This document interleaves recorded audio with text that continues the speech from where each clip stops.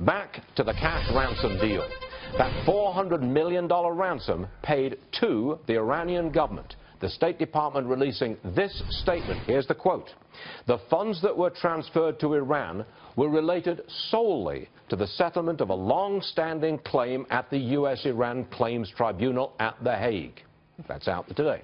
And then there is this from House Foreign Affairs Committee Chair Ed Royce. Quote, the logistics of this payment, literally delivering a plane full of cash to evade U.S. law, shows yet again the extraordinary lengths the Obama administration will go to accommodate Iran, all while hiding the facts from Congress and the American people.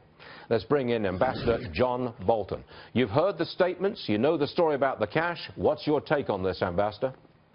There's no doubt in my mind whatsoever that the release of the hostages by Iran, the payment of a $1.7 billion settlement, of which the $400 million in cash was just the first installment, and the Iran nuclear deal were all part of a package. Now, were they considered separate agreements? Sure. Look, I've done this myself. But the notion that they were purely coincidental, utterly unrelated, is false. So, let me just say it again, false. Did we pay ransom for the release of hostages? Did we pay? Absolutely. And Iran understood it that way, and so does the rest of the world.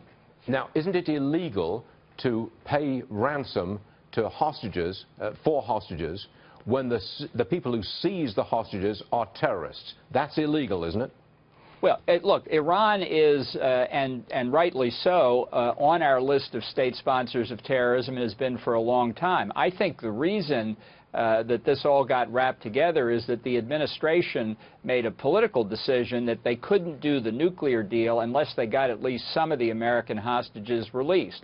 And so I could easily imagine, after a hard day of making American concessions, John Kerry saying to the Iranians, let's talk about the hostages. And the Iranians saying, well, we're not going to link that to the nuclear deal, but we'll talk about the hostages if you talk about our $1.7 billion. And Kerry said, yes, these are all independent, let's talk. And away they went. So it was a payment in exchange for the hostages. It may have been a separate agreement. It may have been negotiated in its technical details by separate people. It was part of one big deal. Now, briefly, Mr. Ambassador, where does this leave the Iran nuke deal?